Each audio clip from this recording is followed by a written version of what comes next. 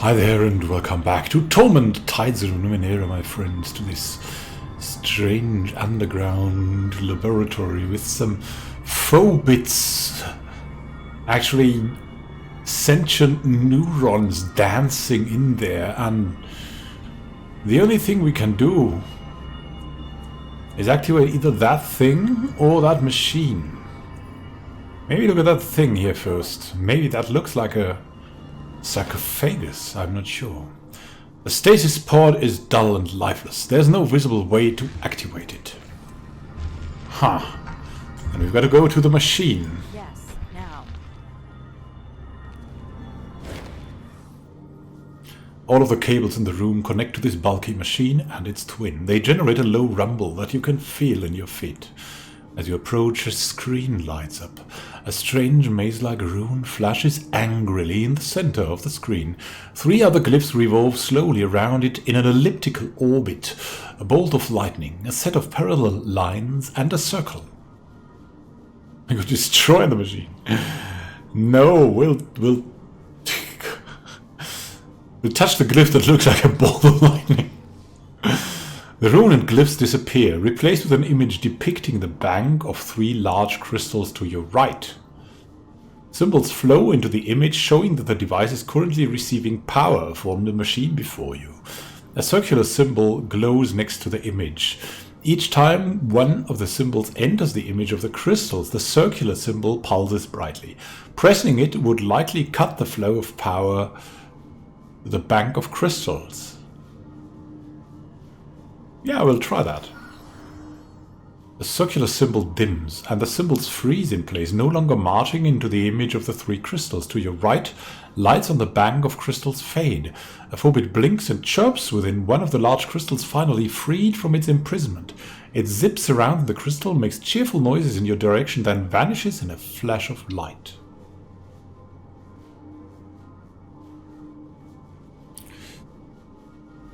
Yeah, okay, let's activate that thing again. The device powers up again. Unsurprisingly, the phobit doesn't return. And we'll return to the interface of the initial screen. You just press a small icon in one corner. The display disappears and is replaced with a flashing maze-like rune surrounding by 3 revolving glyphs.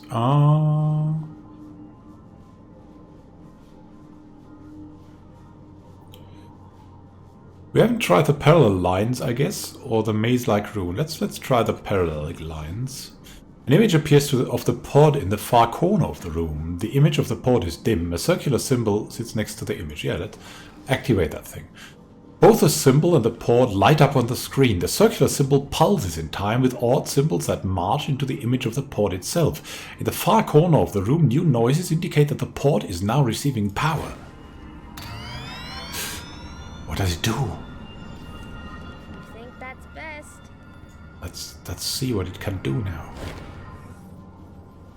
Rings of energy pulse around the stasis pod. There appears to be nothing inside it, but a control interface hovers a few centimeters off the surface at one end of the pod. Surprisingly, the words on the interface are written in the truth, and you can understand them. There are several options, but most of them are dimmed out. The only 2 functioning options are check status and access data. Check status. A picture of the pod appears. The lid on the image is closed and flashing red. Several other places on the image of the pod flash red as well. Text says stasis pod empty. Error self-diagnostic failed. Cannot open stasis pod. Primary functions offline. Data integrity 67%. Maybe that amulet is in there. Press access data. A list of records appears. Several of them are crossed out with the word corrupted next to the name. Most of the functioning records are mundane, like system integrity results or lists of lab equipment. There are a number of functioning dated records labeled experiment notes. Oh, nice. Let's read through the experiments. The first experiment note. An unfamiliar male voice reverberates throughout the room. Preliminary investigations suggest that Mazov was correct. The crystals of the Ascension bear the properties we require to complete the resonance chamber. The amulet proved invaluable in reaching this place and may have other uses besides, so it will be some time before I can return it to Dracogen. Much more experimentation is required before I can know for certain where the Ascension holds what I seek. The secretions of the crystal wall are one of the few substances I've found that can eat through the living crystal of the Ascension. I've had several larvae brought here for that purpose. Dracogon exudes patience with regard to the amulet, but I've dealt with other Dracogons before. There are other Dracogons, so he's a species. He will only remain patient for so long before he decides I've cheated him. No matter, I fear the sorrow more than I fear them. The Dracogons. Third one. I have several experiments running simultaneously while I wait for the crystal to grow. True to their name, the crystal walls have proven quite adaptable to this environment and invaluable to this part of the process. The Ascension natives may prove useful as well. I had ignored them initially, for although their speaker is capable of cogent communication, it has proven useless in providing any real information. However, I have since seen other natives accomplishing some remarkable feats with the crystal itself, so I captured one for study. We shall see if there's more I can learn from it. And the fourth one. Several of the crystal wall larvae hatched prematurely and escaped. It's unclear how it happened, but I suspect that someone came looking for the amulet while I was buying supplies in Sagus. No doubt they tampered with my machines in their efforts to find it. The voice sighs. To prevent further sabotage, I placed the amulet and the remaining larvae behind an energy field. Oh, that's the energy field we've seen there. The power generator can open the field, but it now requires a passcode sequence to ensure there's no further tampering. Now we need the passcode. I'm not foolish enough to record the sequence here, but should something happen to me such that I forget, the 3 geodesics through the Barry Center are the key. The boy says nothing more. That was supposed to be a hint, the meaning is unclear. Perhaps it would make more sense when looking at the power generator itself. Wow, the 3 geodesics through the Barry Center. We have to write that down. 3 geodesics in the Barry Center are the key.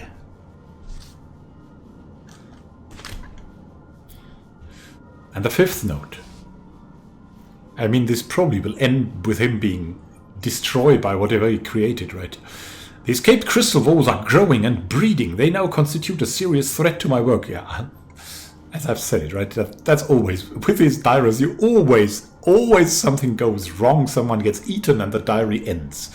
He pauses. I've built a device to emit sound waves at a very specific frequency, lulling the creatures into dormancy.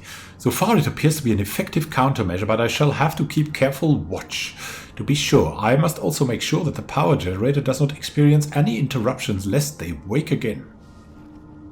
Oh, so we've woken them up? 6th experiment note. The voice speaks between ragged breaths. This will be my last entry.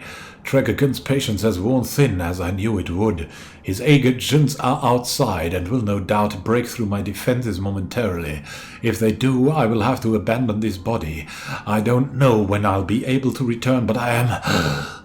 The voice cuts off. There's no more of this entry. But there's a 7th experiment note. Wasn't this entry the same as the other entries, but it has none of the confidence from before. I don't know what's happening. I woke in this cave, surrounded by angry men demanding something called an amulet. So he's left the body, and the body is now recording. I don't know what it is, but they attacked me. I didn't know what to do, so I fought back. I killed them. The blood, it's everywhere. Some of it is mine, but most of it... I found these notes afterwards when I was trying to figure out what was happening to me. I couldn't figure out how to retrieve the amulet, but those men were sent by someone called Dracogon. I don't know what any of this means. I'm going to find out, but I'm leaving this message in case I don't make it back. I don't know who will listen, but well, I figured I should leave something of me in here, somewhere, in case I don't get very far. Close the list of records. Ooh, leave the port alone. Ready.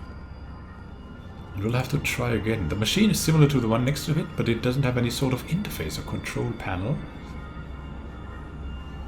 So that could be the 3 in the Barry Center thing. Let's interact with the machine again. Maybe we can find out something.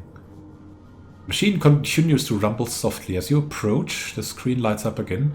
A maze-like rune flashes angrily in the center of the screen with 3 glyphs revolving slowly around it. I mean, we haven't touched the flashing maze-like rune, but we'll try to figure out the key to unlocking the force field based on the clue from the experiment notes. Can we do that? We can absolutely do that. There we go. Success! The 3 geodesics through the berry center are the key. Watching the glyphs revolve around the central rune, the meaning suddenly becomes clear. Symbols increase and decrease in size as they move around the rune, traveling more quickly when they come close to it and slower when they are farther away. They aren't revolving, they are orbiting. And the rune is the berry center.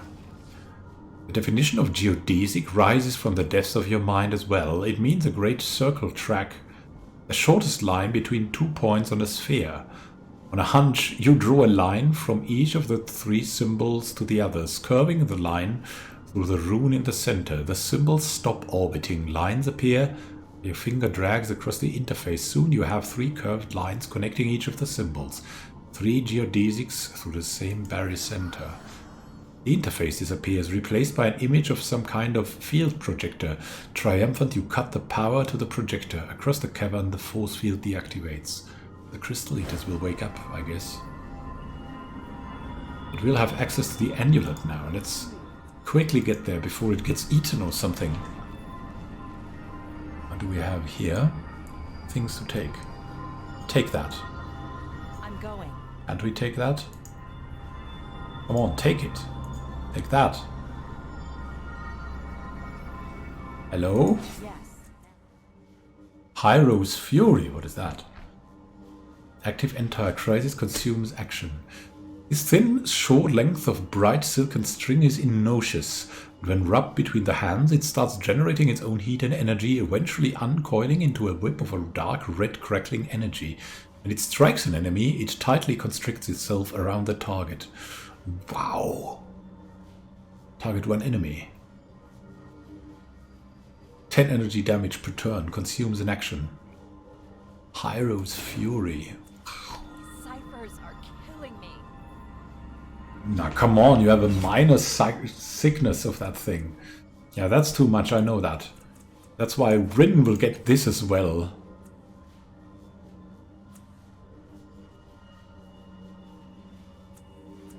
Of course, Rin is our Cipher warrior, or starting to become one. I'm going. What's this? A devouring shell. Confers shell armor. Consumes movement. Active 5 rounds. This smooth oval dome resembles a large egg sliced lengthwise. Its silky but unyielding surface is marred by an irregular crack running most of its length, into which have been wedged many tiny crystalline rods. It emits a faint sickly sweet odor, and a slight shimmer envelops the rods like the air over a fire. The underside looks and feels fuzzy, though it's seemingly formed from the same substance as the hard shell. It clings to your touch, and when you pull away, you notice a drop of blood on your fingertip. You suspect it might be unwise to stay in contact with the object too long. These ciphers are killing me. Yeah, I know.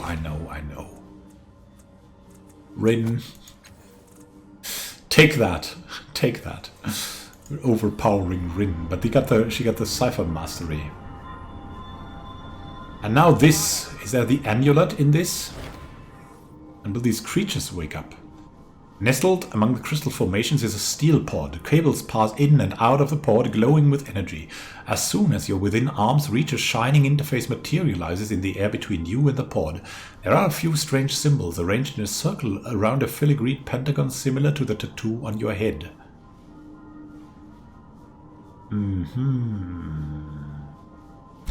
I mean, the Changing God also has that pentagon.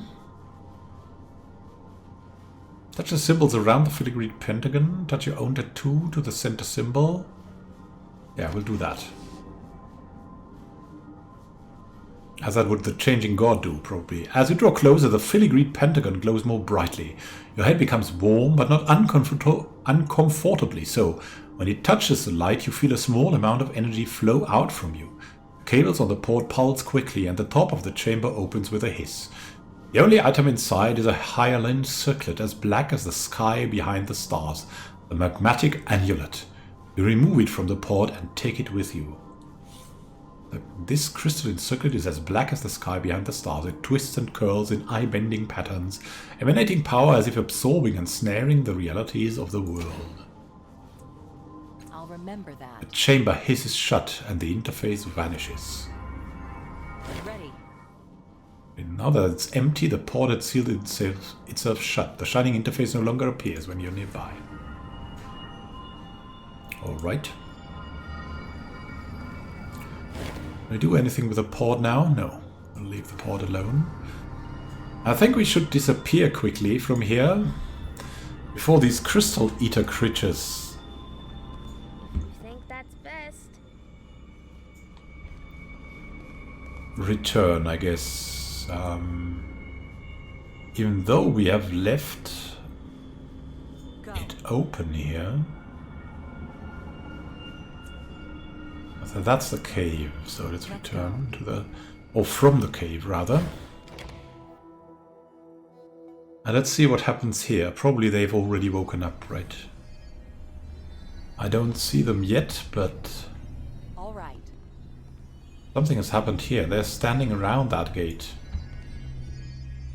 Fine.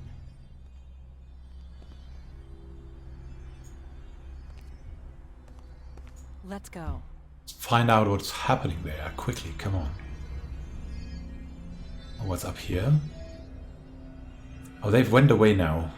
Yeah, let's talk to them. Let's talk to the crystal first, I guess.